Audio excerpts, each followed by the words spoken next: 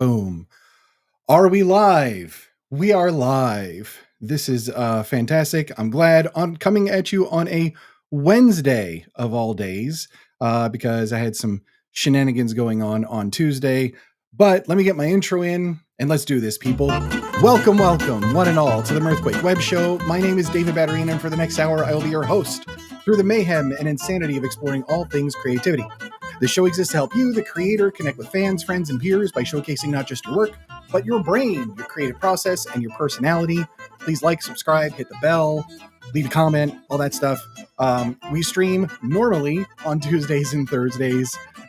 So special Wednesday episode.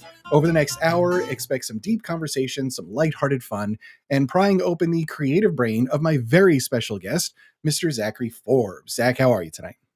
I'm great. How about yourself?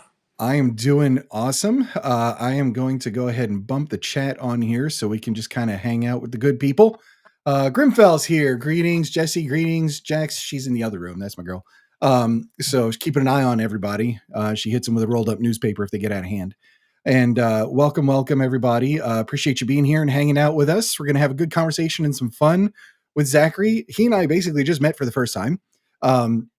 So other than some connections through like DMs and stuff like that. So I'm really curious, man, to dig into your creative process, learn more about you and how you work.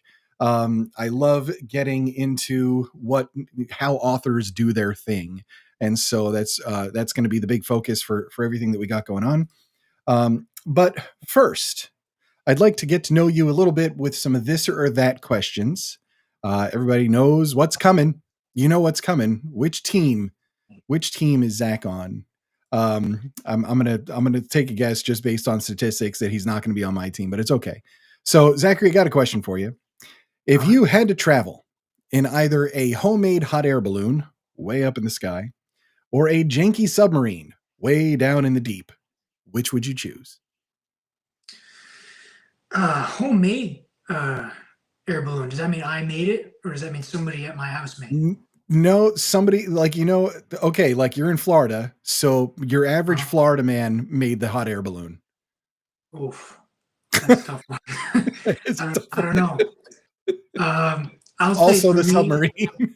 Yeah, well, I mean, janky submarine, it's definitely janky. There's definitely some problems there. So the thing about me is I have a weird thing with heights. Okay. I don't know if it's because I'm just big and my body says you shouldn't be up this high. You're going to fall really fast. So seeing that in front of me, like I have a hard time with planes. Okay. Just being on a regular hot air balloon, I feel like would be too much for me, even if I knew it was made well. And so I wouldn't want to see that in front of me. I feel like looking down, I might pass out, and that's a lot. So maybe if the janky submarine, which wasn't made by a Florida guy, doesn't force me to look at where I'm at the whole time, maybe I could stay a little calmer and just. I mean, you can keep your eyes closed for sure. You could just hang out in there and just ignore everybody screaming as compression takes over. Exactly. I don't even have to think about it. I just keep my eyes forward and Grimfell, man. We may have a third for the submarine. It's just been me and Grimfell pretty much in the sub. Oh. So we may have another crew member. You don't want to do either of them. I can tell. Yeah, I mean, I think I'd be a little more calm on the submarine, so I'll just say that. There you go. Boom. We have another member of Team Janky Submarine. Awesome, buddy. I'm really glad to hear that because it's usually just me and Grimfell. Anyway, so what I want to do now is just get through some super fast this or that questions. It's a real quick get to know you just on your preferences. Answer them as fast as you can, right? And we'll just you don't need to even think about it. Just blurt out the answer. Screaming from me will be demonic. Okay. Grimfell. I don't know about that. Like somebody's got to drive this thing, buddy. I think you're going to be the one on the PS4 controller moving the sub around. But anyway, here we go. We're going to go for about a minute or so on these. And like I said, just real quick, kind of get to know you on these things. This or that's first one, lightsaber or phaser? Lightsaber. Yes. Dragon or phoenix? Ooh, dragon. Yep. Let's go elves or dwarves? Dwarves. Dwarves. Yeah. They're really hard workers. Time travel or teleportation? Teleportation. Yes. Magic wand or a spell book? Spell book. Spell book. Vampire or werewolf? Werewolf. Oh, right. Let's go floating city or underwater city? Same as the submarine question, I guess. Underwater city. Kind of in a way. Yep. Let's go with necromancy or alchemy? Ooh. Alchemy. Alchemy. Nice. Steampunk or cyberpunk? Cyberpunk. Nice. Let's go AI overlords or alien invasion? Alien invasion. Yeah, don't even get me started on the AI today, man. I'm salty about it. Cloaking device or an invisibility cloak? Invisibility cloak. Nice. And let's go last one, space operas or sword and sorcery? Space operas. Nice. Yeah, there you go. Excellent. It gives us a feel for all, for all of this kind of stuff. Yeah, this is funny. Yeah. See, Jesse lost the bet. He was betting on you being on Team Hot Air Balloon. Oh. That's all right. We'll get into some of this fun stuff too, in terms of like genres and all this kind of stuff when we get into creative process things. But first things first, what I want to do is give you the floor for 30 seconds and just introduce yourself, talk about whatever, and all that. Some of these people may not know you as that well, and also videos are out there forever. So anybody watching, they get to hear your pitch. So floor is yours, man. Use it for whatever you want. Interpretive dance is okay too, and just tell us a little about what you got going on and who you are. Okay. I'm not going to dance, but That's okay. I will say I'm an author and usually a co-author with my brother Joshua. We write a post-apocalypse series together called Continuum. The first book is Three Rivers Plague. We're currently writing the third. So we've got two of them out. We just officially released a novella called Dead Capital. But our world has a little bit of sci-fi sprinkled in. Nice. We lean more towards the sci-fi side than the fantasy side. Okay. Yep. I myself wrote a sci-fi book on my own without my brother called Slip Space Terra Nullius. That's currently in SPSFC, the sci-fi competition. Nice. And so we kind of have a little collection of books there, but our main focus is our post-apocalypse series. That's kind of where our heart is. That's our flagship series. Nice. And so I do a little bit of YouTube on top of it, not a ton. I'm really big on media analysis, on book reviews. That's kind of what I focus on. Yeah. And a big focus on characters. Excellent. Yeah, that's fantastic, man. I really appreciate that. It at least gives us like the encapsulation of everything you got going on. And I've got links and whatnot for you, like in the description and everything else. And certainly, like it's easy to connect this show to like we're all over the place, right? Right now, I think we're on like 6 different platforms all at once, so it's all good. So yeah, I definitely want to dig into a little bit of creative process, particularly co-authoring. I have done that, though it was nonfiction, so a little different than the creative realm for that one, because it's just more like it's more message than it is, storytelling. At least my part was storytelling; that their part was not.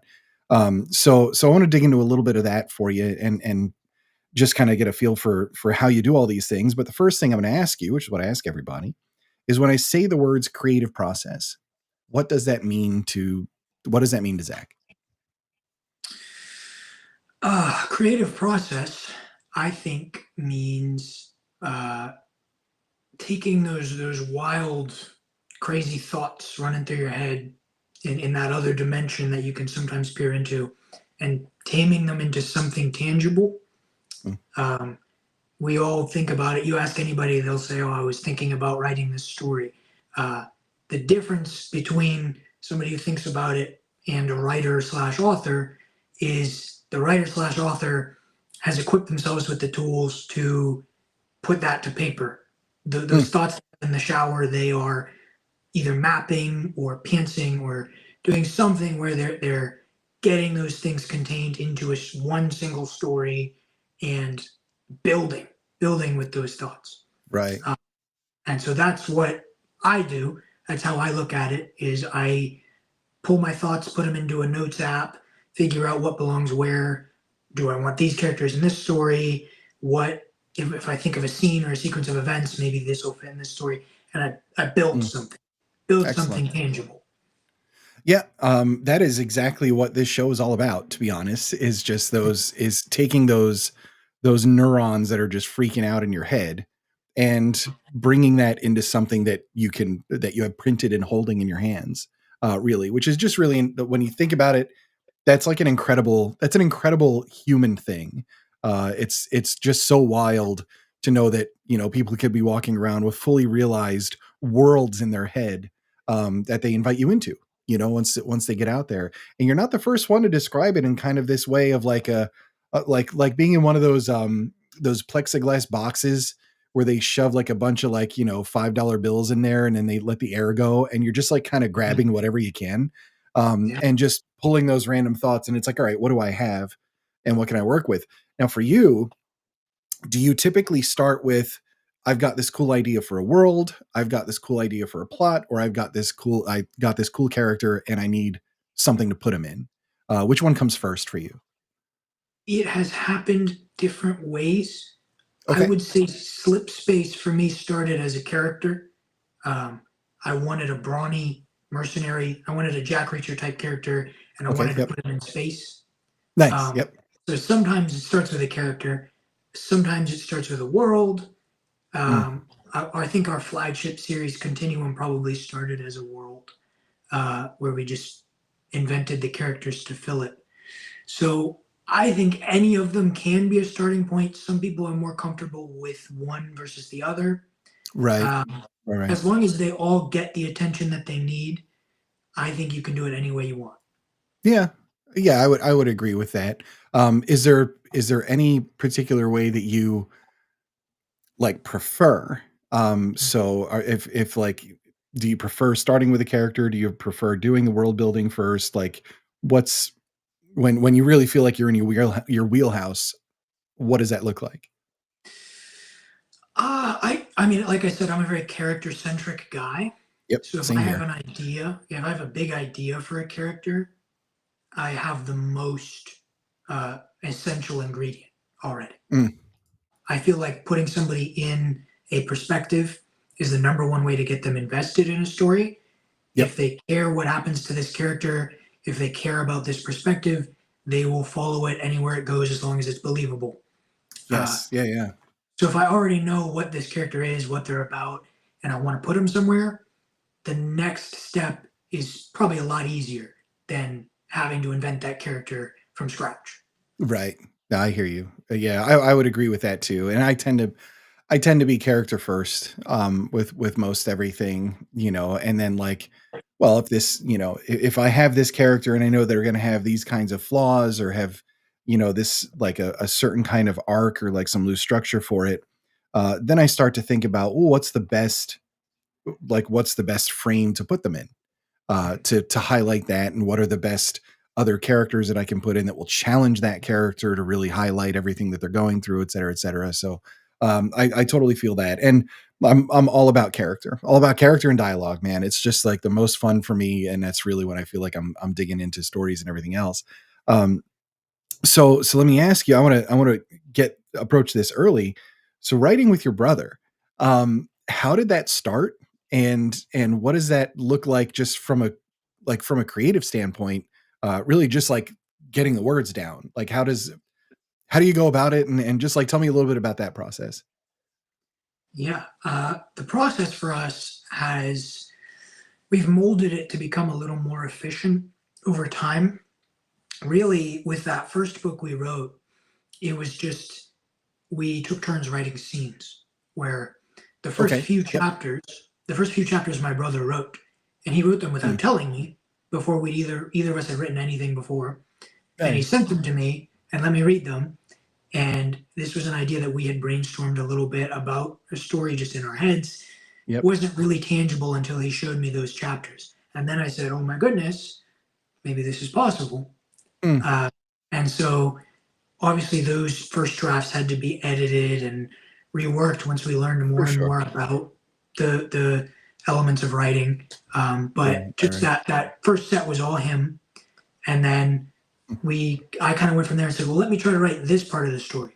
So I jumped way ahead to a part that I thought was going to be really significant, and I wrote that and I sent it to him, and he was like, I didn't know you were capable of writing something like this. It made me feel good. So then we worked together and we just wrote piece by piece until we had a full collage of pieces, Right. and then went back and edited. Now we've kind of done it where we divide stuff a little more organized. Okay. Sometimes we'll take a character and I'll say, let me write all these scenes for this character, for this episode, this episode, this episode. You write this character. And Gotcha. that work seems to be what most authors say works best when they're co-authoring, because it's two different perspectives. So two different voices might Right. even make it more real. For sure. We usually iron out our styles so that it's one conjoined style anyway. Yeah. So Yeah. it's not that his characters really sound or feel like a different author, but his perspective might help portray that character in a little bit of a different light. And Interesting. so Yeah. it's still a nice way to do it. But we've molded it a bunch of different ways over time, and we're just finding more and more efficient ways to divide Yeah. up the work. And I think book 4, which is coming after this one, we're really going to have a split. There's going to be one story I'm writing, one story he's writing. It sounds like that's the way it's going, and they're going to converge at certain points. Oh, So neat. yeah, So, what's your age difference with your brother? Who's older? I'm older. I am 24. My brother is actually just entering college age, so he's 18. Oh, wow. Okay. Yeah, Yeah, you guys are puppies, man. So young guys. Yeah, I know. no, that's awesome though. Like, and it's really cool to be able to find that, find that's a special thing, man. Be able to work with your brother like that. That's really special. And it's super cool that you guys found a way to kind of collaborate on it. Um, And yeah, actually, this is a good one from Awen. Do you use an app or online tool to help organize the information or thoughts to make them more sense or cohesive to the story? Yeah, what does that look like? Are you an outline? I mean, you can't really be a pantser and a co-author. Like, I feel like that's kind of like that's Yeah. nutty. One You've got of to have you, some level of organization. one of you has to be the lore master. Um, Right? that's just kind of how it is. I think that's probably me. Yep. We remember things pretty well because we're always talking to each other.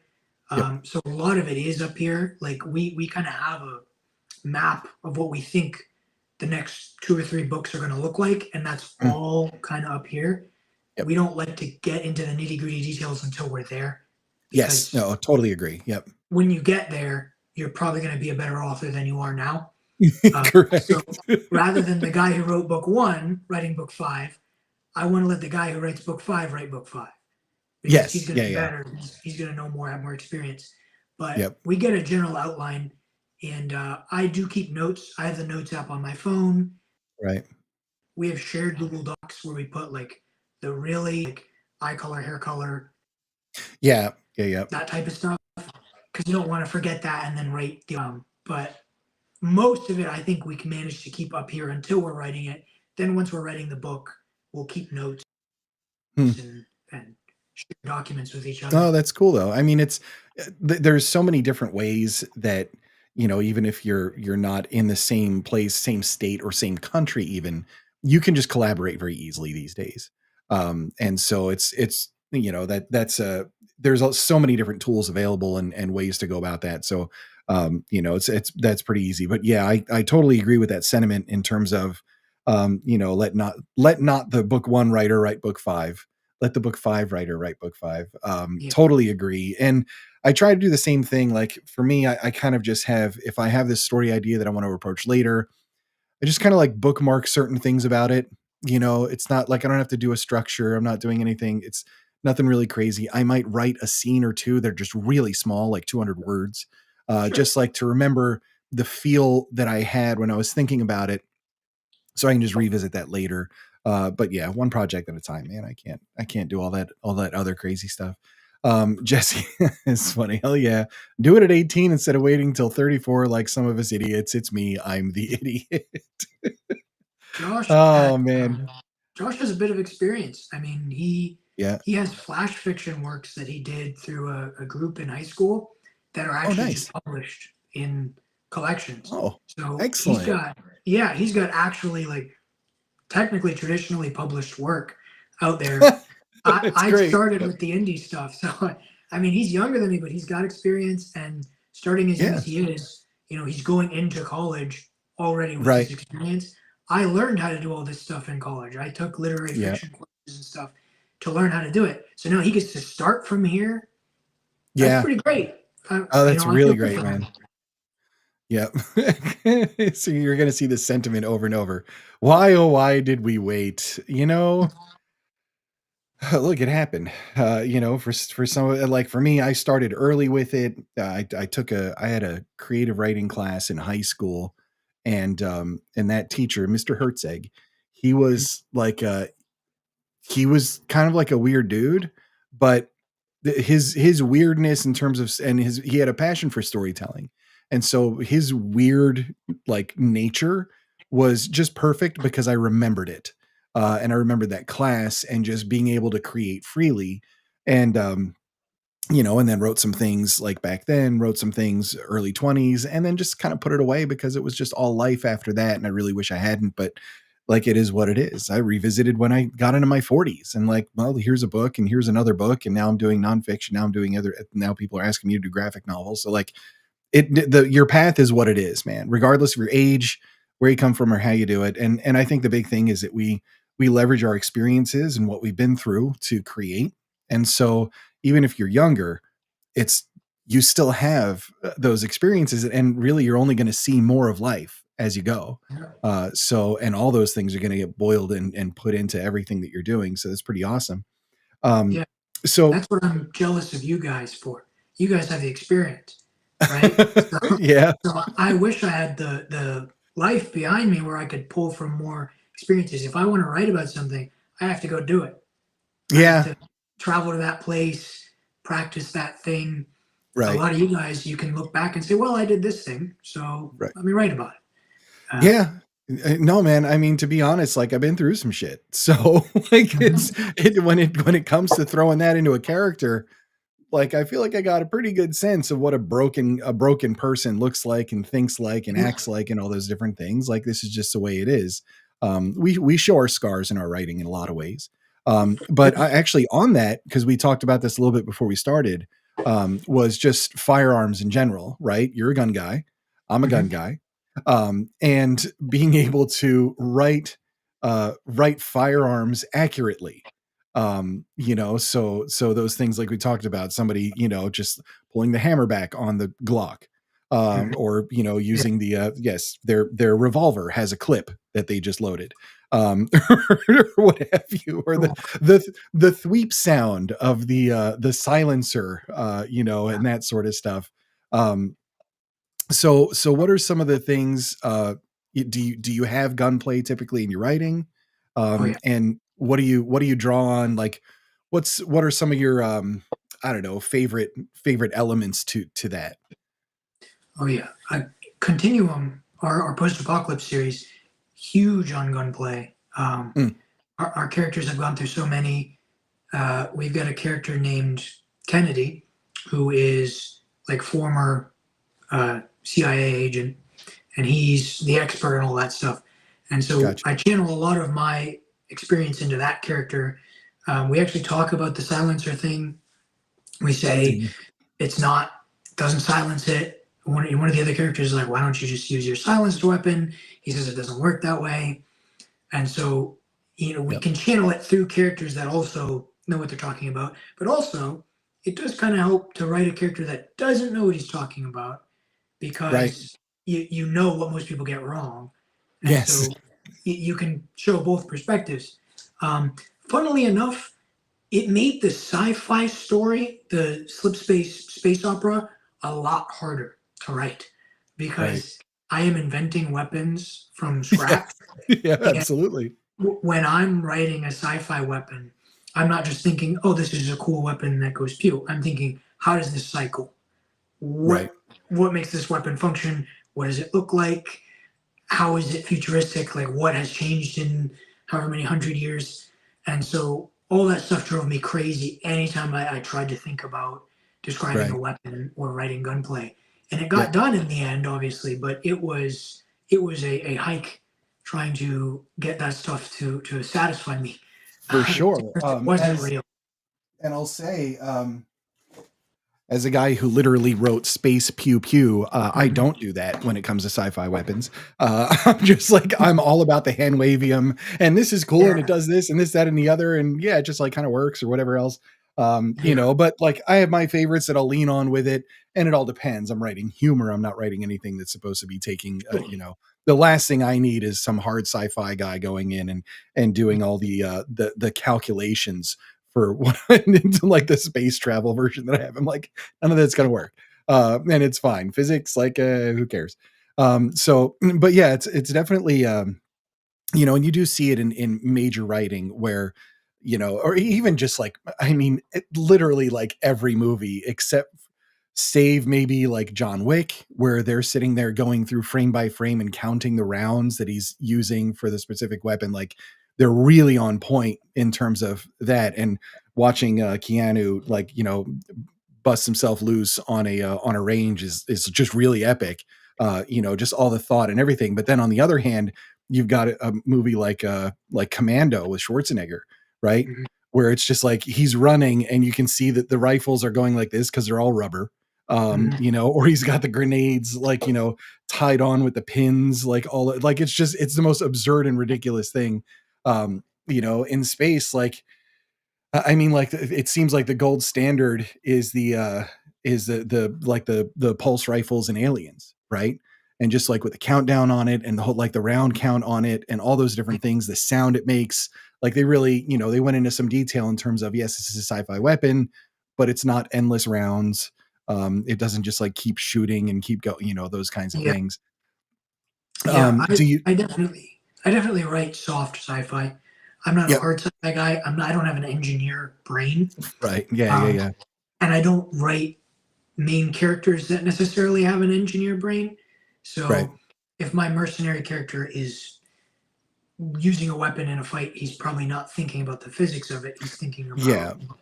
how the weapon would work in his world. And I don't. I tried to make my weapons a little bit different. Hmm. I know the blasters are pretty standard in sci-fi now, right? That's Yeah. For everything sure. has blasters or phasers or something of that nature. I wanted to see kind of what other possibilities there were for the Mhm. concept of futuristic weapons. And Right. so I like to use stuff that they cycle through different types of ammo, Yep. caseless weapons. So my main character Slip uses a caseless pistol. Essentially means that it doesn't leave any brass behind. It just Mm. shoots bullets. The magazine is full of bullets. That's a real thing people have been trying to work on for a long time. And Yep. I Yep. imagine Yep. in a few hundred years, it probably is possible. Right. Um, and so those weapons are actually outlawed in my sci-fi universe because they don't leave any traces. So it's Interesting. a little bit of space politics in it as well. No, I like it. Yeah, that's good. That's good. Yeah, so that's I like to think of it kind of from a gun guy's perspective. What is it going to look like? What could it look like in a few hundred years, Right. other than just the mainstream conceptualization of blasters and stuff like Yep. that? Yep. Yeah, blasters. I'm a big fan of rail guns, rail cannons, rail rifles, and all that kind of Mhm. stuff, just because I feel like, regardless of like planetary physics, you're just with magnets launching something really freaking fast. And like so I'm Yeah, like, all right, that I can apply. So like in my vision, that's a pretty ubiquitous like standard, for how a lot of weapons would work. But and you throw in some of the other fun stuff and everything else. Like it's all good. I mean, that's one of the most fun things just about being in these worlds and these universes, whether it's futuristic, dystopian, cyberpunk, or what have you. right. Um, is that entire there's there are no boundaries, and it's all in terms of how deep you think about it and what you're putting into it, but there's nothing, and everything's pretty much been done before. So it's you and your unique spin and all those different, like what we talked about, like everything that you pour into it from your experiences and all that kind of stuff. Yeah, so like caseless is possible and done. Metal Storm proved it. Issue is reloading. I Yes. would, yeah, okay. So I mean, that's yeah. there's always a new problem, right? And the same Right. thing happened when we started putting silencers on weapons. We realized, well, if there's no air coming out to make that pop, how is it cycling the next round in? You have to get Right. a Neiman device to bounce for you. So there's always a new problem, and that Yeah. is what it is. I think there was a version of a caseless weapon in the 80s, which is when our post-apocalypse series takes place. Mm. And so we actually threw that weapon into the second book, kind of as a Oh, nice. nod to Slip Space. So there was a caseless weapon, but it doesn't function at all the same way. It wasn't really efficient, and so nobody really uses it now. Yep. So the idea is in the future, in the distant future, hopefully we got all the little stuff figured out bit by Mm. bit, and Right. all those possible contingencies are accounted for. You know, a fully functioning weapon that's actually useful and doesn't Right. leave traces behind. For sure. Something caseless, some badass air rifles out there. Mhm. Yeah, or just like a miniaturized handheld trebuchet you just walk around with and load it Yeah, up and like just that. launch the damn thing and off you go, incoming. Set Yeah, it on fire, doesn't matter. And also, like if you're getting too many notifications on your phone, you could just launch that. well, So that's yeah, something. right. Or one you Yeah, wear as a hat. Like, how about a hat trebuchet? Where you just like you walk around with it and you just load it and like wherever you're looking, like that's where I don't know. I'm thinking outside the box. Maybe it'll be in Space Pew Pew too. Who knows? Um, good idea. so let me ask you this. What's the timeline for you in terms of creating, particularly doing it with co-author? From start to finish on a book for you, what has it looked like so far? Oh, I will say, my brother is a lot slower of a writer than I am. Yep. That's how I've had the time to write my own sci-fi book outside of our combined series. It's because Right. there was a stretch of time between our two Continuum books where I had been writing pretty much everything I needed to write for the second book. I was waiting on him, and I said, "Let me just do my own thing for a little bit." And Yeah. so Yeah. I wrote that. So far, our main Continuum series, there's usually been about a year between each release, and Okay. that's going to be true for book three. Book Yep. three is going to come out, I think, this summer, somewhere from July to August, which is usually when we release those books. Mm. Um, but I also wrote Slip Space, which I was writing at the same time as the first two books. So I've just kind of always got a couple things going on. I'd Right. say it usually takes me a few months to write it, and then I'll sit on it for Yeah. Yeah. Yeah. another few months, and I'll look at it after those few months with a fresh head, and that helps me edit a lot nicer Mm. because I can see things that I didn't see when it was the only thing I was thinking about. Yeah, when you're in Uh, the thick of it, it's different for sure. yes, yes. So it's a few months on, a few months off, and then probably another month or so when you get back into the thick of it and you edit and all that. And Right. ideally, by that point, you've already had a cover in progress. You've already done Yeah. the little things that need to get done. It's all the other stuff that's involved in getting a book released that you've got to handle when, like, that's usually when if I'm sending it to the editor, that's when I'm doing all that other stuff and ramping up Yeah, the marketing machine or whatever else it is. I like to do a lot of design, so I typically tend to be very involved with all of that kind of process. He's the pantser, I'm the plotter. that's my Uh, brother. that's okay. Well, That's welcome, why man. yeah, he uses that name on social media. That's Uh, excellent. No, that's good. Yeah, that's a little revealing. All right, so you're the pantser, he's the plotter, he's the one doing the outlines and the notes, and you're just like kind of running with it. I Uh, don't know. It might that's not good. be the case, actually. That's good. I wanted to start a little bit of crap. That's fine. And Molly's here. Welcome, Molly. Just started your YouTube channel as well. We got YouTube channels all over the place, and I'm loving every second of it. So definitely give Molly a sub to launch today, as a matter of fact. Fellow Um, zombie author, actually. what's So that? she's a fellow zombie author. Oh, there you Uh, go. Yep. Yeah. Yeah. yeah, welcome aboard. Excellent. Yeah. Zombie for life, man. So what about when you're just like in the act of writing? What does that look like for you in terms of like, do you like to write when it's early morning hours, afternoon? Is it evening? Are you just writing whenever you can write? Do you have dedicated time? Like, just what's your process in terms of like the actual act of putting the words down? So they say morning people run the world, um, and I really want to be a morning person, and I have fought tooth and nail to become a morning person. But unfortunately, when I get ideas, I can't go to sleep, and I have to stay up and write them. And I do a lot of my writing. Actually, I told a few people this the past couple weeks. I do a lot of my writing in the shower. Um, Really? Yes, on my phone. I got my All Google right. Docs app, and I'm letting the warm water rush over me. And it's like I'm in a little portal showing me that world of the crazy thoughts. And I'm Right. using my phone to channel them into something, and then I'm writing or editing. I'll read through the documents on my phone and I'll edit as I Yeah. go. A lot of work. I might as well put a desk in there because that is essentially my office. That's great. Other than that, sometimes when I'm drinking caffeine before the gym, I might be in Yep. my car, and just as I'm getting that energy from the caffeine, I'll channel some of that into my writing, and then the rest Yep. of it into the gym. Um, so I'd say my writing tends to be more connected to stuff that I do throughout the day, as opposed to times. Okay. Yep. I don't think of it like I'm going to write tonight at 10. I think of it like when I get into the shower is when I'm going to start working on this chapter, or right before Right. the gym, whenever I go, I'm going to start working on this. And then it's however I'm feeling at the time, depends how much Yeah. I get done. Yeah, for sure. There are a lot of authors that basically, and I mean, look, all of us in one way or another, regardless of how old you are or what you've got going on, there's life happening.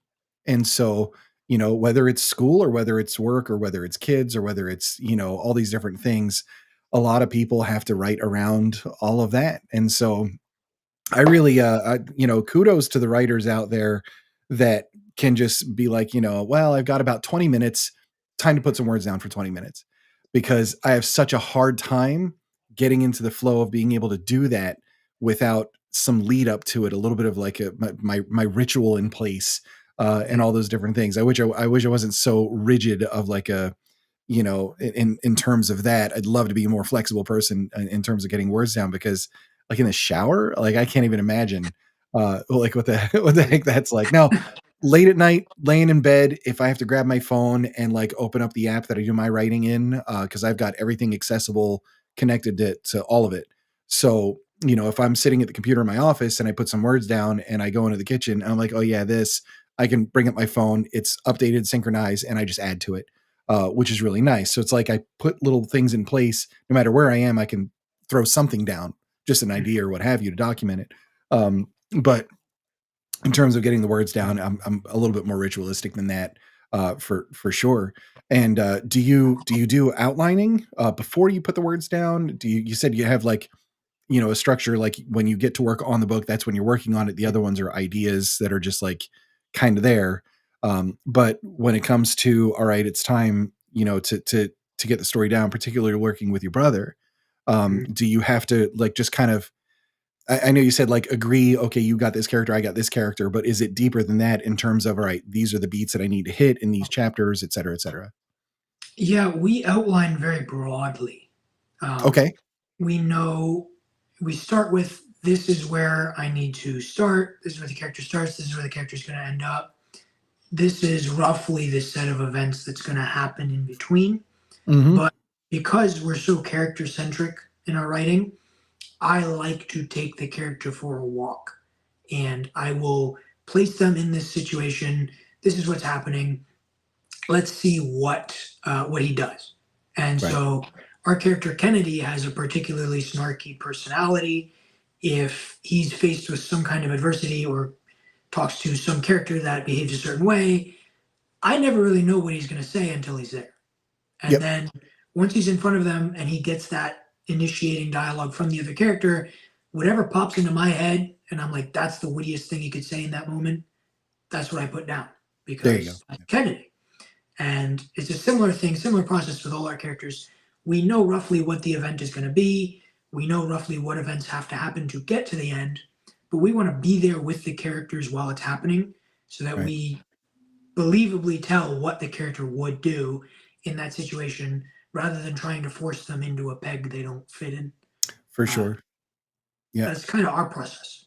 Yeah, no, that makes a lot of sense, just in terms of letting the character speak for you, in a lot of ways, really. And, yeah, that's interesting. So as you're digging into this kind of stuff, very character centric and trying to get in their heads and just like waiting for that. See, it's difficult to get. I had this discussion with a couple of authors. It was like a few episodes ago where, kind of feeling like if you lean too much on the outline, it tends to take a little bit of the joy of discovery out of the work for me. I don't know if it's the same way for you, but like I really enjoy being like, all right, I know that like in the next chapter, the character has to do this. Like this is where the chapter is going to start. This is where it's going to end. But that middle part, it's going to go wherever, and I just kind of wait for them to speak and get through it. For you, like how many, okay, so you love doing character stuff, obviously characters and dialogue and the relationships and all that. How many characters is too many characters? Oh, I know, right? I such a good conversation to have. I'm a big fan of Timothy Zahn. Okay. Um, he wrote a bunch of Star Wars books. He's got a few of his own series, but my favorite thing about his Star Wars Mhm. books is that he has like 17 perspective characters Wow. in each of Yeah. them, and every single one I am invested in. Nice. And like, there's never a time where the chapter starts and it says, "We're in this character's head. This character's doing this," and I'm like, "Ah, I'm gonna skip Yeah. this." Never, because even if it is General Bel Iblis of the New Republic military, I want to see what this guy's doing because he has been written so Yeah. Yeah. well. Yeah. Such an interesting, like every single one is such an interesting Mm. character, even if they're only in 2 chapters. And so we do that with our post-apocalypse series every now and then. We'll have a character pop up for a chapter and we just write the hell out Mm. of them. We make them super deep, give them a little bit of lore that we sprinkle in through gestures they make, things that they're holding, make you get a sense for who that character is in a single chapter, sometimes half a chapter, and then we might never see them Right. again. And I love doing that stuff. So our post-apocalypse books, we have a ton of characters. I mean, even just the first book, we've got a whole band because it's about a rock and roll band in the Yep. apocalypse.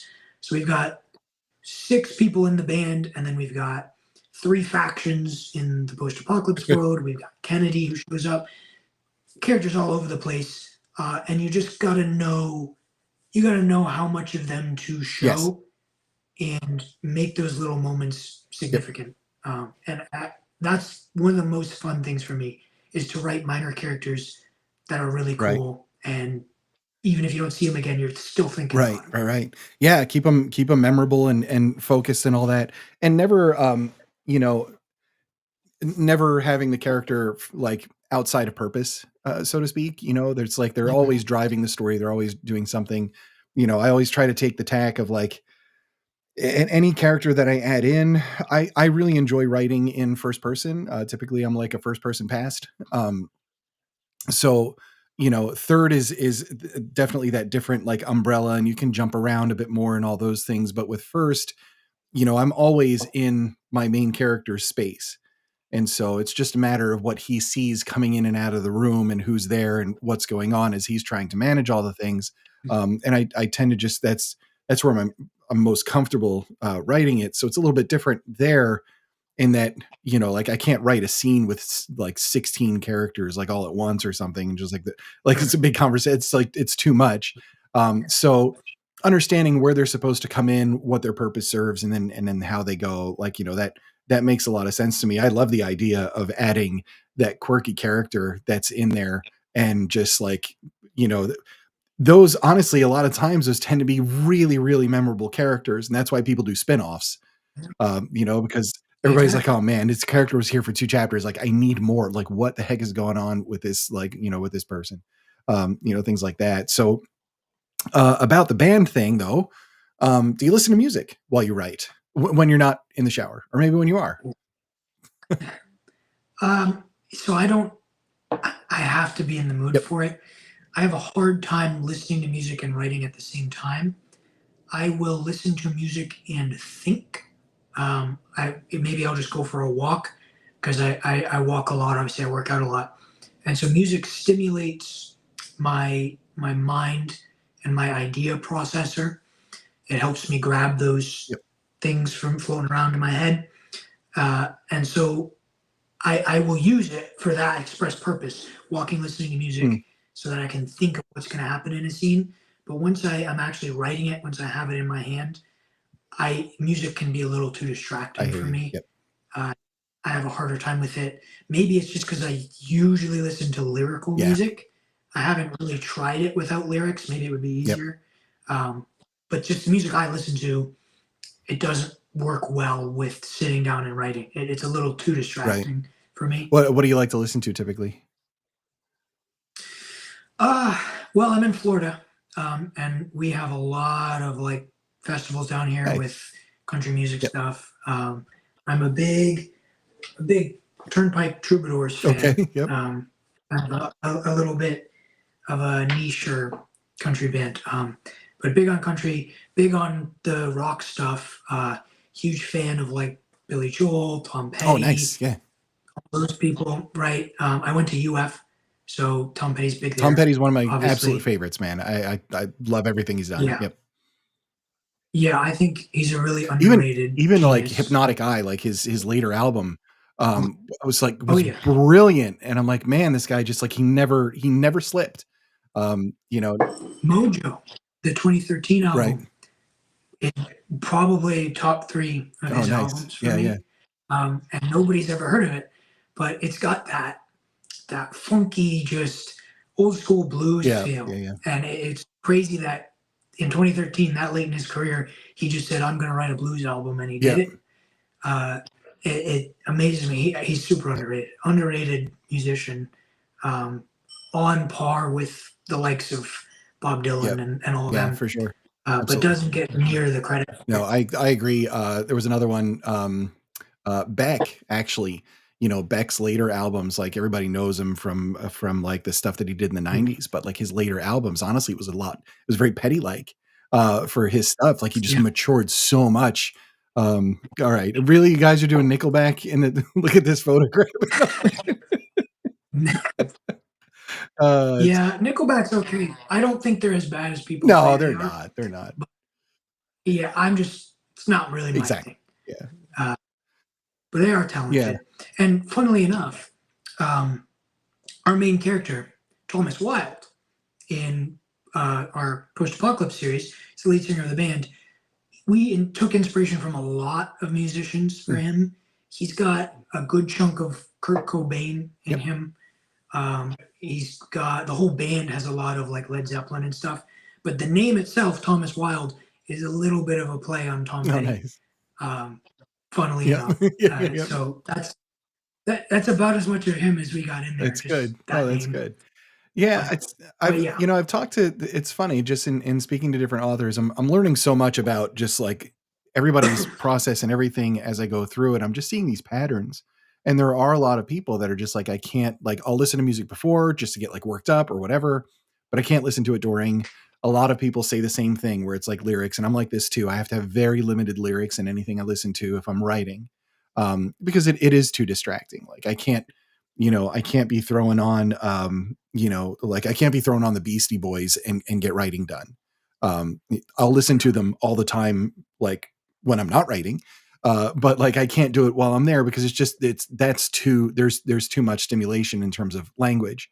Um, but so a lot of people do the soundtracks and things like that. Anything, they'll throw on I mean, YouTube's got tons of these. It's like 10 hours of like, lo-fi cyberpunk vibes or whatever, where it's just like this kind of it's a little bit of a soundscape, and it drifts in and out, and some of them are better than others. So like there's different things, or people will listen to rain sounds, jungle sounds, and stuff like that, like depending on what you've got going on. I definitely use it as a tool. It sounds like you do to a degree too, just to like get yourself into that headspace before you're putting the words down. But that's sure. the way I approach it. If I'm writing a really intense scene, then it's like the intense music's got to go on. If I'm writing something that's a little bit more lighthearted, then I'll find something that fits that mood. And so, but I have a huge, I have a staggeringly large library of music. I was a music DJ for a couple of years. Like, so it all there's like too much. Honestly, there's too much going on with all that, so it's difficult. Yes, fighting for my right to party while drafting. Yeah, something along those lines. Mhm. I don't really dig the early Beastie Boys. I like their later stuff. Um, so let me Ooh, ask you about a okay. couple other things though. So what about a time where first of all, are you like a person that gets creative blocks? They call it writer's block. It's not writer's block. It's not like you forget how to write, but like where it's just a struggle to get the words of the scene out. Yeah, I mean, I feel like everybody experiences that at some Mhm. point. Um, I have two sides to me. Uh, when I went to college, I learned my major was Okay. business. So I learned business. I had a minor in history, and I studied a lot of fiction stuff, like literary fiction. Took comic book Oh, neat. classes. Um, so there's that artsy side to me that goes and learns about the fiction and the media, and then there's the business side of me that is a lot more um, objective, Mhm. I guess. And so I'm usually in one mood or the other. If I am unable to write, if I just can't get anything out, I'm reaching for the thoughts and they're not forming or they're not stopping long enough for me to grab them, I will focus on what I can, which might be what can I do to market Yeah. today? What's an idea that I have tangential to my writing? A piece of art I could commission, just maybe a video for Mm. YouTube, right? I started my YouTube channel a little bit ago. And so there's usually something I can do to be productive in regards to my Yeah. writing, even if it isn't actually writing. Right. Right. Right. Um, One thing we actually got inspiration from you was Space Pew Pew. We actually started doing trading Oh, cards. nice. Yeah. Yeah. Um, so we have our own version of that we put together on Excellent. Canva that Josh and his girlfriend are helping with the art for. But that's just one thing where it's like, okay, business Yep. mind, let me go on Canva and design a trading card system. Uh, and I can do that even if I can't write. Yes. Yeah. So there's Yeah. always something You know, you what's can do. funny too is that it's still creative, even if it's marketing, even if it's business oriented, it's still a creative thing. So the design of it, just thinking about how you're going to get it out there, what are you going to do? I'm really glad to hear that. Actually, that's fantastic. I think more people should do cards for their characters or scenes or monsters or whatever else. I can't wait to do the second round for book two. Because I've got like a different different set of things that you can add in, and it just makes it really fun. People love the collecting aspect of it. When I send out books to people, I try and remember to include the cards because I got way too many Yeah. sets printed up, and all that. But like I've got one in the back that's me, and I sign that one, and like off they go. Um, Yeah. the other one, and I got, some people know this one, and this one was one that I did for my debut, which is a poker chip, right?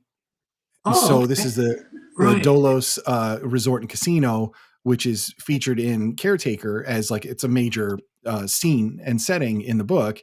And then on the back of it, it's QR code. If you scan it, you go to the Amazon page for the book. So when I'm at a convention, Yeah. I can take these and you can get like 200 of these for like $50 or whatever. Like they're pretty cheap. And you just flip them to people, Yeah. and they're like, what the hell is this? I've never heard of Exactly. this place. I'm like, well, it's a scene in the book, and Yeah. you want to get Yeah. the book, there it is. Like you can go read the reviews and do all the things. It's good to think out of the For box. sure. What kind of marketing, like what do you do to get your works out there? Oh, your bookmarks? So Nice. I got these bookmarks here. Same thing, designed them on Canva. Nice. Yep. This one's for our post-apocalypse series, Three Rivers Yep. Plague. You got the QR code to the book Excellent. there. Same on both sides. That one's for Slip Space. Excellent. And so I kind of stuck these at the community board at my Nice. gym, and I just left them sitting there. So if somebody picks it up, it says support local author. So I figure, if somebody might learn, hey, there's a guy writing books at my gym. Maybe I'll check out his stuff. Right. You never know. You never know where Yeah. you're gonna Oh, find somebody. absolutely. So I like that. It Yeah, helps. for sure. For sure. And so which socials do you tend to be most active on? Is it X or is it? It's mostly Mhm. X. My second most common is probably Okay. Instagram. Um, my Instagram has gone through a few phases. It was a personal account for some Yep. time. Then it became my realtor account because I did real estate for the past year and a Mm. half. But I'm kind of moving away from that now. Real estate market's not very good. So it's kind of back to being just my book Yep. Centric account again. And so that's where I post most outside of X. X is still my main Yeah. Yeah. Yeah. platform. I'm on there pretty much every day. That's where I met most of my colleagues in the writing community is through X. So It's a fantastic community, man. I mean, really, yeah, I've been so happy because like I was on back when it was Twitter. And yeah, like I don't even mean just like right pre-Elon, but I'm talking like years ago, like maybe like 7 years ago or something like that. And it was that was rough. It was rough there. And there wasn't a lot of value in a lot of the things that the you know the landscape of Twitter was just so vastly different. The user base was vastly different. The way posts would get out there and what the topics needed to be, it was just very difficult as an author. And I connected with some people with the hashtags, the writing community hashtags and stuff like that. But I was like, it felt like a waste of time.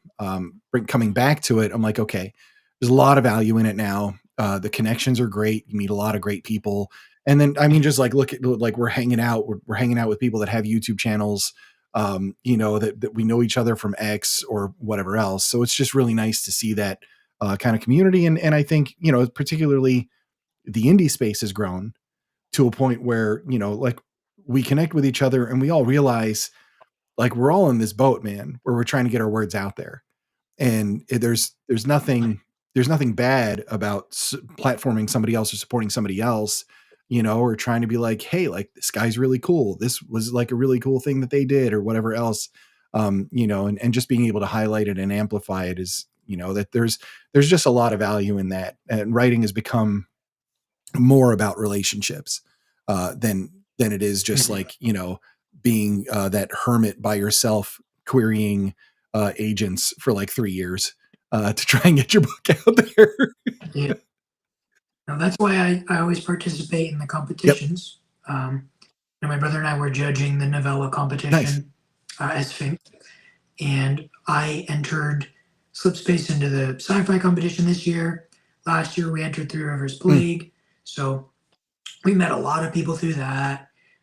Judging the competition lets me post reviews, excellent. which get a lot of traction to our website, a lot of traction to our Yep. socials. So it's a way to interact with the community, support the community, and then in turn get that support and attention back. Yep. You meet great people. I met a YouTuber, um, Chris, the fictional escapist, who reviewed Three Rivers Plague when we had it in the science fiction Nice. competition, and now Chris is one of our biggest Yeah. fans for the post-apocalyptic series, and he just posted a review of our second book on YouTube Nice. today. So you never know connections. You're Yep. gonna find people that are trying to grow like you are, and you can Yep. both help each other out. And especially in the indie space, one review makes a big difference. For You sure. meet one person who's going to read your book and post a review. That's a huge help, Yep. huge Yeah. help. Yeah. Yeah. So it's worth it for sure to interact with any of these communities that you can. People, please listen and think about everything Zachary just said, because you and I are perfectly aligned on this. Where when you're in service to others, it helps everything. It helps you. It helps the other person. All of the things just kind of work out. And there are a lot of authors that are. I mean, you'll come across different people. You'll come across the person that wrote the book, isn't really connected to anybody, and just begs everybody to buy it for 99 cents, which is it just makes me sad when that happens, because I'm like, you spend all this time, effort, and energy into your words and your world and all of these different things for possibly a year or more, but you didn't develop anything in terms of connections or getting yourself out there. And now you're stuck in that. You're the mom seller. You sell to mom, right? Or your family and friends, or whoever you can shout out on Twitter, but like nobody's really invested in you because nobody knows who the hell you are. Or you'll come across that person that just wants to extract, where it's like, I created this and this is what I do. And they'll send you messages and I'll be on your show. I'm like, well, that's not like typically how this all works. And also like, who are you? And, can we at least talk a little bit Yeah. first? Like, is there anything, and I've had those people for sure on this show that have just come in and look, nothing wrong with it. Everybody's busy. You come in, you're on an episode, you're gone. You're not on the Discord. You're not doing anything. You're not talking to anybody. You're not tagging anybody. You're not amplifying anything. You did the show and you poofed. Um, okay, fair enough. But I just think it's the wrong way to go about things. And yeah, I mean, Grimfell's right. Like, build others up. Be the person that, I mean, if I see somebody else that's live, whether it's, Matt or Chris, like Bearded Book Beast or Bearded Darkness, like those guys, or whoever, if I see that you're live, like I'm going to try and pop in at least like 10 minutes and give you some of that time and like Yeah. say hi and comment on something and just like be invested, or at least amplify something that you post or what have you.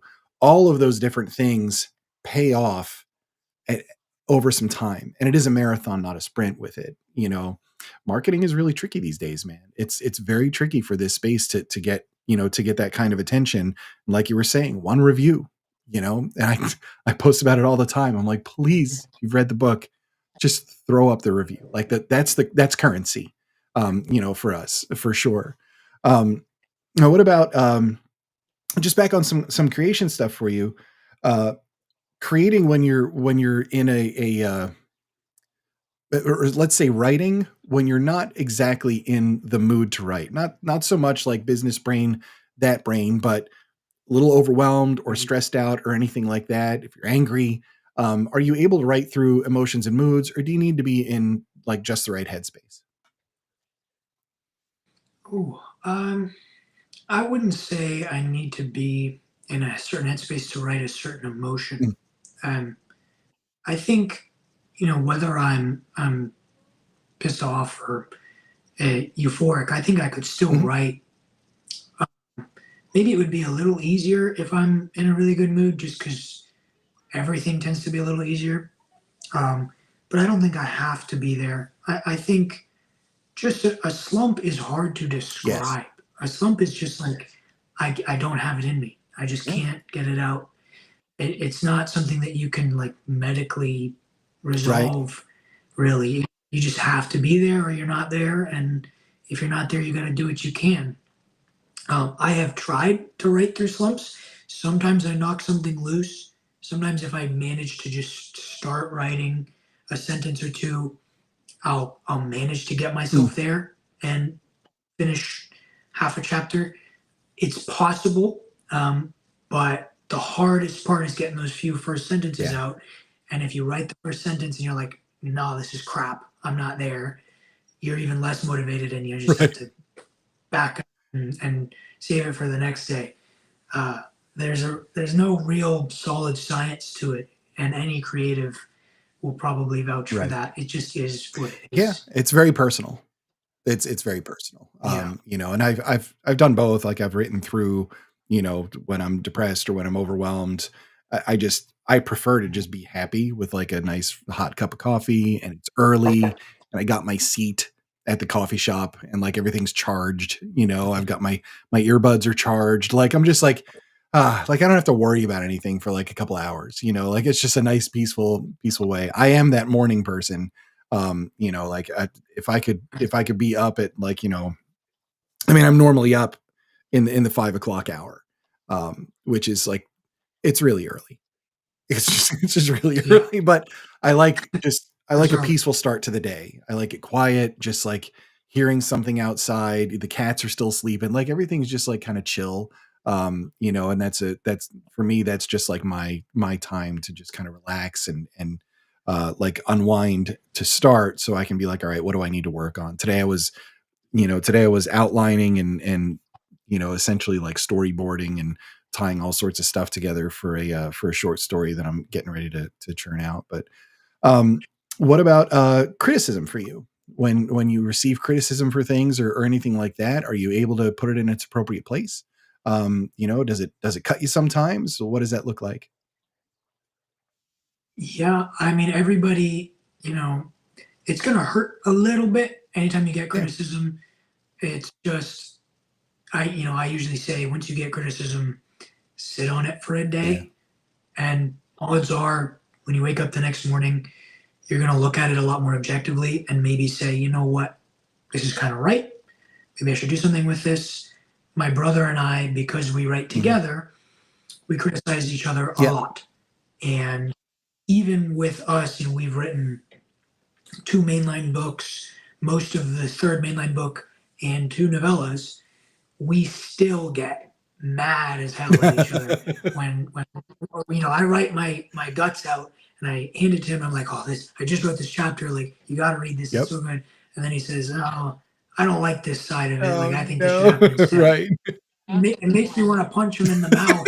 Like, I get so mad, and I'm like, "What do you mean? Like, we wrote this because of this, and this gonna have this Yeah, yeah, payoff. yep. Like, I can't change this now." And then I'll go to bed. I'll wake up the next morning, and I'll say, "You know what, Josh? I thought about your criticism. I think you might be Yep. right. I think the story might be better if we do this instead." And then we'll work together and Right. change it. So it's that knee-jerk reaction to criticism. It's always Yes. there. You just gotta learn to take it, sit with it, and then put it back out and make Right. things better. Well, yeah, because Inevitably, you they can will be better. extract value from criticism for sure. Like, you should be extracting Hmm. value from criticism. That's what pisses me off about, when somebody throws up the review and they just hit the 1-star button and don't say anything. I'm like, Yeah, "This is anonymous." and it's funny that that's such a universal Yeah. experience because that happened. The exact same thing happened to me. The one stars, so often they don't have a Right. review, um, and you're the reader. I mean, you have every right to do Yeah. what you want, but at the same time, it's like, well, you hated it that bad. Like, I don't think my book's a one-star Right. book. You know, like, I could understand if you said no, like, it's just average, it's a three Right. star, but like, my book doesn't have a whole lot of editing Yeah. issues. My book is if it's not your thing and it is just, "Oh, I don't like this genre, I don't care for this author's style," that's great. 3 stars makes sense. Maybe even 2 stars with a Right. review. But if you're just throwing up that 1 star, I gotta know why. Why did you think my book was so Right. bad? You really Why did hated you it. think that? Why did you think this was? Yeah, you hated it so much you went on Goodreads and Amazon. You left a 1 star. What was wrong with it? Why did you hate it so much? Please tell me. Like, that's a big Yeah. problem. If there's something there, It had yeah, tell yeah, me at why, least man. tell me why. No, you're yeah, exactly. I don't know, man. I see those. Yeah, I've got a couple of them. And the first one I got, it was a Goodreads, and I'm like, this lady just hit just 1 star and ran. And I'm like, I don't know. And I'm not sitting here being like, I don't deserve 1 star. Like, I don't know. It says everything about the reader. But I don't know. If you really had an issue that was so deep about the book that you had to hit the 1 star and run, like, at least just say something. Yeah, brush Yeah, it off. Yeah, I mean, there's that too. Look, they could have had a bad day. I mean, I had one dude that gave me 3 stars. First thing he said in his review was that when he got the book, like, the pages were falling out. I'm like, well, I didn't bind it. But okay, it wasn't you. like, all right, like, it's like, yeah, I don't like Amazon all that much either, but like, this is where we all are. Um, so Yeah, yeah, there's that. And I think there's definitely some wisdom in just saying sit with it for a bit. I've done that. And do you do beta readers in addition to bouncing it off each other, or no? You do? yes, Yep. yes. We do beta readers, depending on what genre. Right. Like, we did a crime-ish, spy-ish fiction novella, Yep. and we had Bowen Greenwood, who was another Oh, nice. fellow. He beta read that for us. So we try to pass things around. We do arc reads as well, and if there's anything Mm, little we should touch up that we get in reviews from the arc reads, we can still do that because it's yeah. online. You can always Yeah. go back Yeah. and Yeah. change a little stuff if you have to. For sure. Yeah. Yeah, I did beta readers for first book. I didn't do any beta readers for the second book. I just wrote the book and Mhm. submitted it, and that was that. I just kind of wanted to keep that one. That was Space Pew Pew. I just wanted to keep it internal because of the nature of it. Um, Sure.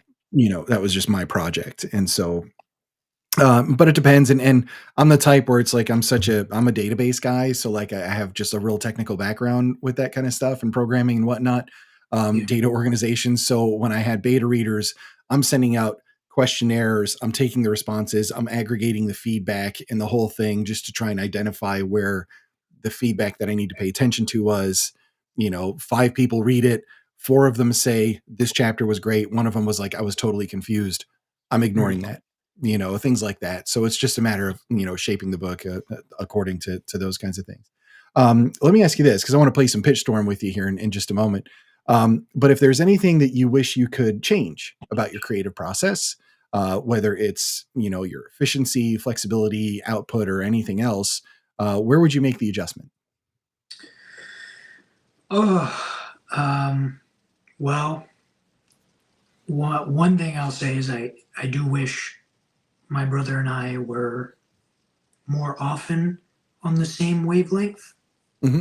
Um, it's hard when we're not, when we're alternating. I'm in a mood to Yeah. write, and then he's in a mood to write for a few months. It would be nice if we could both be in sync and both be motivated Yeah. at the same time and just get it out, because I feel like we would be able to release quicker Yep. if that was the case. Because even if I wrote everything I needed to write and then just waited for him, inevitably when he writes, because we let the characters kind of walk themselves a little bit, Yeah. something's going to change, something's going to be different. And then I have to change a chapter to match that, especially if it's a really great idea. And I say, oh, like the whole story needs to shift a little bit to make this thing that you just added work. But I Mm. really want Yep. this to work.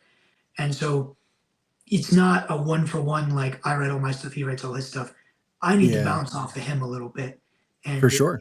if we were always in sync, if we had the same brain and did the same stuff, it would make that easier.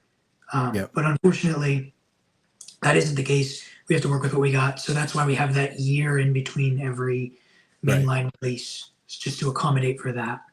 And with him going to school and all that, are you guys like physically close together? Like, We're driving distance. He lives okay. in Cape Coral, which Oh, is okay. Yep. probably just under 2 hours south of me. Yep. Uh, so, but we talk on the phone every day. We play video games together. Yeah. Yeah. So we're always in communication. Uh, the digital age makes that easy. Yeah, for sure. And we're both busy. I mean, I work. He goes to school. Yeah. We both have girlfriends, so we're both even busier on top of that. Right. Right. Exactly. So that's just part of it, making time. Yeah, but you make it work. I mean, that's a good thing. And like you said, just in terms of digital age, man, it's so easy Mhm. to connect with people and hang out and stuff like that. I mean, my co-authors are in Alberta, for crying out loud, and I'm in New Hampshire. Like we've got a 2 hour difference. They're up there in the mountains and traveling constantly. Like I don't know, I might reach out to one of them, shoot a text, and he's like, "Oh, I'm in Ecuador right now," and then like a week later, he's like, "Hey, I'm in Maryland." I'm like, "All right, like this is great, but." Like we're just trying to get something done. So like it becomes tricky, but it's the same thing. Like it's pretty easy to just hop on a Zoom call, hang out, or whatever else, like do those kinds of things, or even just while you're playing a video game or whatever. You can just be chatting about something while you're doing all the other stuff. What are you playing? So we played. I mean, we've played video games for years now together. So we were always big Call of Duty people, Call of Duty Mhm. Zombies specifically, funnily enough, because we write Yep, zombie stories. of Um, course. but the big thing now is Marvel Rivals, is the hero shooter game with all the Marvel characters. Nice. Uh, yeah, we have a lot of fun with that now. But we'll play whatever. We had Yep. a long stretch when COVID happened and we were all locked inside anyways. My Yeah. brother and I just said let's play every game we can possibly find, and anything that's Okay. co-op. And we Yeah. discovered some great games, discovered some awful games as well. Sure. But one of our favorite games was A Way Out. Um, Oh, nice. Yeah. Yeah. yeah, that co-op split screen game where you're Yep. in the prison, and the ending to that was so great as a I didn't co-op get to the experience. end. I didn't get there, but the game is brilliant. Yeah. Yes, yes, it's such a great game. The mechanics of that, and it's just because we sat down and said, "Let's play this game that we heard Mm. about." So we found some real gems that way. Uh, we're big video game guys. I think video games now, they're almost like what golf was to the last couple generations. In a lot of ways, yeah. Golf is kind of an excuse to go for a walk and talk to your friends. Yeah, You're yeah, walking yeah. between holes, you're chatting. Sometimes it's professional stuff, For whatever. sure. Video Yep, games, like I can hop on with my brother and we're playing video games, so we're doing something actively, but yep. it's an excuse to talk, to share Yeah. Oh, ideas, absolutely. to be with Right. each other. Yeah, yeah. No, my It's kind of the new my routine. my girl and I will hit the sofa and we're just like, "Hey, do you feel like slaughtering demons?" And then we just start up Diablo and we have at it, you know, or whatever Yep. else. With my little guys, we would do like Overcooked. We have to like make the food together and like pass it back and forth and everything. There's one game super great. It's called Ultimate Chicken Horse. Uh, and it's co-op. You can do it. It's like cross-platform. You play it with anybody anywhere, and it's just like this. You build like sort of this weird obstacle kind of thing, and you've got to get to the flag. It's like so easy, capture the flag thing, but it's so variable and everything. We love playing it together. um you pick your little animal that you're running around with and everything. But yeah, it's brought people together in really kind of incredible ways. And just look at like people that do Twitch streaming and stuff like that. I mean, like they've built entire platforms just by sitting there playing a video game and chatting with people that are hanging out. I'd never realized that was a thing. Like there's a whole swath of people that like to watch other people play The Sims. Like, really? But they do Okay. challenges or like, "Oh, I'm trying to get this person pregnant like 200 times," in the course of like 3 weeks or something. I Like, mean, you do you. Don't recommend it in speed real running. life, but yeah. So No. so there's that. Well, what do you say, man? This has been just a really fascinating conversation, and I really appreciate you, just being really open about how your process is, and particularly with a co-author and your brother. That's really really sweet, and it's fantastic. I'm so like it just makes me really happy to see that, because I think that's just a wonderful way to go about it, and the two of you kind of growing as storytellers together. That's really awesome, man. Really awesome. Um, yeah. Thanks, man. So kudos to you guys. But hey, let's pry open your brain and see what's going on in there. What do you say? My brain's very pliable. We'll do that. So let me just introduce some pitch storm for people. You guys know what's coming. So here we go. Do. All right. And boom, next up, we're going to play some Pitch Storm. This little exercise provides us a live, real-time look into our guest's brain. This is a fully random event all about creation in real time. I want you to be able to witness a magical moment when a spark of an idea manifests into something awesome and interesting in our physical world. Guests are given a random character, random plot, must pitch these two things as a story as detailed as their heart desires. Once the 30-second pitch is expired, we got 2 additional rounds with a unique twist, and the story gets repitched. Audience heckling is mandatory. As a lifeline, I'm giving you 2 mulligans, speaking of golf. So if you have a great distaste for one of the spins, we can do a respin. Just not 2 in a row, right? So easy enough. We have to have some form of rules. Heckle time. You guys know the drill. So I'm gonna go ahead and bounce the chat out for just a moment. And we're going to bounce in the wheel of doom. There it is. All right. So I have 2 wheels of characters. They're fully randomized on each wheel. So it's not like wheel B is one set of characters. It's just like they're all mixed in, all sorts of different kinds. Never know what you're going to get. One day it might be Gandhi. One it might be a xenomorph. Like we have no clue. And then 2 wheels of plots. I just have this stuff split up so the wheels are actually manageable and will spin. So the illusion of choice. First thing I'm going to ask you is, you want to do characters A or characters B?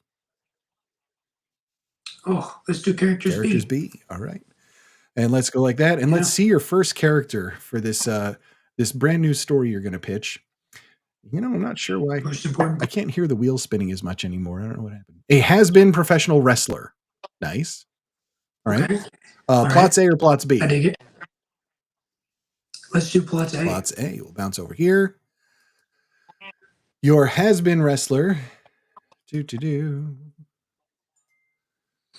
And let's see. Accidentally angers a group of evil fairies in the wilds of Ireland. Ooh. Okay. Wow. All right. Has been professional wrestler angering evil fairies in the Ireland wilderness. You run with this one? I'll run with it. All right. So when your 30 seconds is up, you'll hear that sound. And just start when you're ready. Give me the makings of a story. Go with it. So starting after 30 seconds, I'm starting now when I get 30 seconds? You're starting now and you get 30 seconds to go. Yep. Okay. Yep. Okay. All right. Okay. Yeah. All right. I should start talking? Just whatever. Just start telling a story about a has-been professional wrestler angering a group of fairies in Ireland. Okay. So has-been professional wrestler. His persona is that of a British colonialist who really likes potatoes. They call him the Chip Master. And he decided that after he was done professional wrestling, because nobody really watched him, he would go explore the wilds and rediscover himself. But he was of the opinion that Ireland belonged to the British, and the Irish don't like that very much. And so a bunch of Irish fairies who grew from the roots of potatoes swarmed him in the wilds. And he had to channel his inner wrestler, make it real, discover what it means to really want to fight with these. All right. No, I'm invested. I like it. All right. I'm going to need to know what happens, but first thing we're going to do is screw with you here and go ahead and add a wrinkle into it. And let's see you thinking on your feet. I love the setup so far. I like the whole British Irish thing. Did not expect that. That's fantastic. Let's make it for adult audiences only. How do we spice it up a little bit? Okay. 30 seconds. He's naked the whole time. That'll do it. He's no clothes on. That was his persona as a wrestler as well. He never wore clothes. That's why he's no longer a wrestler. I like it. And so now he's out in the woods naked by himself. And the fairies were also offended, not because they're Irish, but because there's a naked man in their house. And so they are fighting this naked man who's invaded their home. And this naked man has to fight them despite having no clothes on. But maybe that's where he gets his powers. Okay. All right. I did not see it going there, but I'm totally into it. That's good. All right. So the naked chipmaster eating the potatoes, and we've got the potato fairies. This is great, man. You've got a fully realized world already, and we're just about to hit the second wrinkle. So let's add one of these in and get me to a resolution of the story with this one.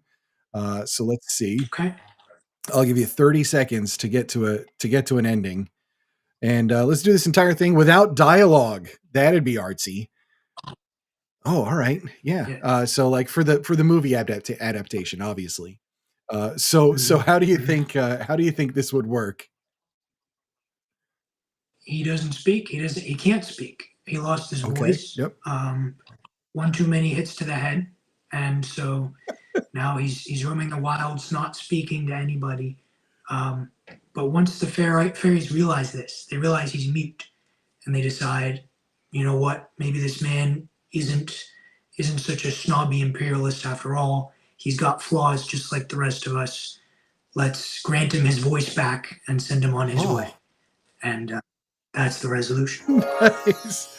Tell you what, man, I love it. Love it. I like this. The meat and tater wrestler. Exactly. That's good. Yeah, they saw his potatoes. Yeah, that's right. Potatoes swinging in the breeze. Man, that's good because you had like you get the sympathetic angle for it. You know, just kind of bringing it all in, and gonna. I love my new characters. Have to take a closer look at the potato chip. Yeah, the mute potato wrestler. Yeah, this all works. Do you want to do one more? Let's do one more. What do you say? Let's keep them going. Let's keep it up here. Let me just clear the wheels. Let's get off of that one, and let's get off of that one, and we'll go back to characters A or characters B. What do you say? Let's just do the opposite. All right. Characters A. Characters A, plots B. I like it. All right. So your A character. I got my sound back. That's good. We're going with handsome and eligible prime minister on a blind date. Ooh, okay. All right. Prime Minister. Yeah, we're getting it's maybe British vibes again. Who knows? So let's let's go with your plots B this time. Your handsome, eligible prime minister on his blind date. Is this rom-com or is this going to be something terrible? Embarks on the first human colonization mission to another galaxy. Okay. Okay. Send the prime minister to space. Yeah. Why not? I mean, somebody's got to go. Somebody's got to go. All right, man. So like before, think about it for a second. When you're ready, I'll start the 30-second timer and just run with it, man. Have fun. Yeah. Okay. So the handsome prime minister of England, obviously, because we're sticking with this, he does not have a significant other. He's single. He needs somebody to carry on the, the family oligarch, because that's how it works in the UK.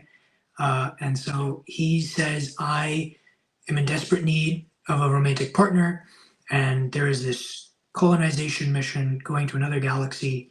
And he says, you know what, my beloved people, if anyone is going to do this, it is going to be me. But secretly, he just really, really wants to bone an alien.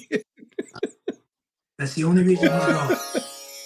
Oh, big time Captain Kirk vibes. I'm just saying. We got this. Absolutely. All right. So let's look, it's a great start.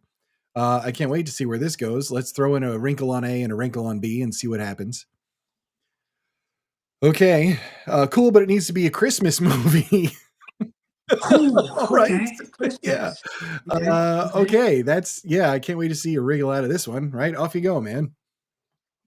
All right. So it's the prime minister of the North Pole is the one that has to go. The handsome prime minister of the North Pole, which, as we all know, is Santa Claus. Of course. And so Santa Claus reveals himself to the world and says, I am the only one who can survive this travel to another galaxy, because, as you know, I'm fast enough to deliver houses to every present, or every present to every house in one night. So therefore, I'm faster than the speed of light, and I can make it to this other galaxy. And he is the one we send to go meet the aliens with big features and no husband. Hallmark romance. Santa Claus is basically like, listen, I'm prime minister of the North Pole and Mrs. Claus is cool with it. I'm going to go bone some aliens. Yes, sir. I love it. All right. Let's throw in one more wrinkle. This is definitely one of those Netflix movies that I would watch the hell out of. I'm just saying. So let's get it to a resolution, sir. Get me to an ending. Tell me how this whole thing resolves. But let's instead set the whole thing on the Titanic. Okay. So this movie is an allegory for the Titanic. The ship that Santa Claus is taking is called the Titanic. Excellent. And on its way to this other galaxy, it's picking up people. They have an end goal in mind. They want to get to Andromeda. And they're picking up people from the Milky Way who would also like to see the other people in this distant galaxy. But as they're crossing that intergalactic space, unfortunately, a space iceberg, which they can't see because there's no light, sits in their way. And they crash into it. And so Santa Claus, with his companion through the story, his lovable sidekick character from Mars, they decide they're going down together, and maybe they were who they needed all along. Oh, I like it. I'm going to say, nice job, sir. Nice job. And who knows? Like maybe they're out there just like floating on an asteroid that totally has room for two of them, but like one of them just goes off into space or whatever. Santa's hanging on. He says, just take it. Just take it. It's him. Okay. It's all good, folks. How'd we do? I thought that was a bang up story, man. That was a good one. Look, I'm invested. I would totally watch the hell out of that Hallmark movie. Santa wanting to go and sow his wild oats in space. Yes. Every planet needs a new Look, Santa. you He got has to that's start right. fresh. There's just it's gonna be a whole galaxy full of Santa descendants. Some of them elves, who knows? Um, yeah, no, that'd be good. That's definitely a twist on like Nightmare Before Christmas and all that kind of stuff too, right? Well, thank you, man. I really appreciate that, and it's nice to look into your creative brain on the spot like that. And honestly, I can really tell that you're a character driven guy just by listening to you do this. Which Mm. is one of the reasons I love doing this with fellow authors and creatives, because everything that we just talked about for the last hour and a half or so, it comes out when you're on the spot like this, because those are the things that are in your brain all the time and how it works. And so really cool to get a clip of that and to take something that has not existed, Santa wanting to go and sow wild alien oats, and mixing it with the Titanic. And just like we said before, you've got all those thoughts floating around in your head, you're picking them out, you're speaking them out. And then we just had a really interesting story, really interesting pair of stories as a result. That's what the game It is. is what That's the game exactly is. that. And it's like I just to get like, deep in it for a moment, this is something that's just really brilliant about creators in general, is that we have our thought processes are just going crazy, and it's like whack-a-mole. Like one of them's popping up and you're able to just kind of grab it. Yep, that one, I'm gonna run with it. And then you're connecting other things like, okay, and now we have to switch a direction. So you got to go somewhere else. This is what we do as authors. The only difference is we take our time with it and we do it on a page, instead of, Mhm. speaking it out under a little bit of duress. But it's brilliant either way, man, and super fun. And it's been so great chatting and getting to know you and all of that. We're gonna close up here in a second, but before we do, I just want to ask you if there's another author out there somewhere that is struggling either with their own process, getting the words out, marketing, anything else. um, you know, we're all kind of in a fight to get ourselves noticed and out there and presented to the world so people can read our words that we want to share so bad. What's your advice to that person that's not as far along as you and that wants to be where you are? What would you offer them as some words of encouragement? I mean, look, the advice that we've all been getting today from the chat, start. You got to start. There's so many people saying like, "Well, I wish I'd started at your age." Yep. And if you're out there and you're watching this, maybe you come across this video, you could be that guy. Yeah. You could be the guy who starts at whatever age you're at now, and just start writing, putting it to paper, read about how to do it. My brother and I, we read a lot of Quora Mm. articles, just people asking the same questions as Yeah. us. How do I handle tense in a novel? How do I handle dialogue? And just read what everyone else is saying. There's so much out there, even outside of us doing these streams on YouTube. So many people who have the answers for you, so many people who have the same questions Yeah. as you. Just start looking for it. Look for it, put it to paper, write, keep reading about how to do it, keep reading other people's works, and that'll help your writing get Yep. better. And eventually you'll be ready to publish. Don't rush into publishing, but you're going to feel really, really happy once you do. And that's going to motivate you to then write the next thing. And if you decide that that first thing you wrote wasn't fantastic, you can always edit it again. I know plenty of authors that have redone their first Yep. work. Um, or you can just leave it there and write the next thing, and maybe the next thing will be Yeah. fantastic. But you got to start. You got to start sometime. That's the number one Yep. step. If you don't do that, if you don't start the process, then you're never going to Yeah. finish it. And what about any advice that you might have for somebody that's because you're present on the socials, you have your own YouTube Mhm. presence as well, and all that kind of stuff. What about that person that's out there saying, "Oh, I'm like nobody wants to listen to me, nobody wants to hear what I say. I'm awkward in front of a camera. I don't like the way my voice sounds." What about all these things? 90% of that is just Yeah. confidence. Um, I mean, y- everybody hates the sound of their own voice. I hate the sound of my own voice. I don't. I listen to videos of myself and I cringe. But no one has ever told me, you know what, man, your voice Right. sucks. Stop recording. Like, no, nobody else thinks that. It's just because you're used to what you sound like in your own head, and it makes you wince when it sounds Yeah. different. Um, but if you hold yourself confidently, if you just go out and make the content, do the work you need to do to edit it, and you put it out consistently, you're going to gain some traction. My YouTube's still very Yep. young. I have barely any subscribers, but I'm just kind of posting weekly, trying to get a little bit of traction. I've got some traction on Yep. Twitter. I've got people reading my books now. Like I said, you just got to start, and you got to have the confidence to put everything out Yeah. there. Yeah. Put yourself, your writing. It's tough to be examined by the world like that. That's what authors do, and it can be scary. But ultimately, it's going to help you, and it's going to sand you into an even better author and an even better For sure. creator, even with videos. I think there's something really strong, just as a message in that, which is just to be authentic. You know, not trying to be somebody else out there and all that, because what happens, it like you when you present yourself just normally and naturally the way you are, your tribe forms around that. When you and you know, authors in particular are really good at sniffing out inauthenticity. So don't try to be somebody else. Don't try to fake anything. You don't need to. All you need to do is just be you. Um, be you, have a couple interesting things to say, tell some stories, you know, be self-deprecating, all those different kind of things. They all Yeah. help. They all help. And that's just you being a charismatic person, right?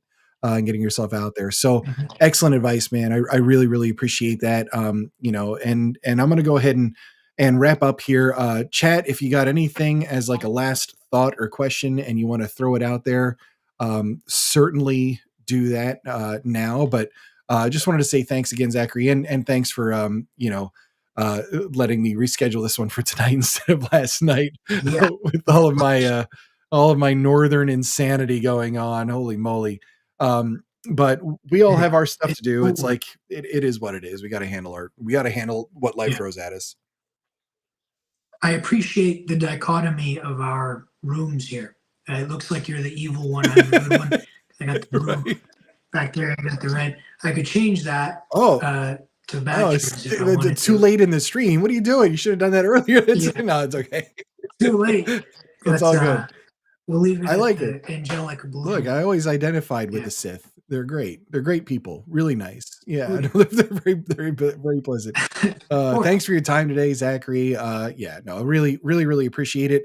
I'm gonna close this out, and what I'll do is have you hang out with me for just a minute, and I'll talk to you in the green room once I end the stream. You know, Okay. so all that.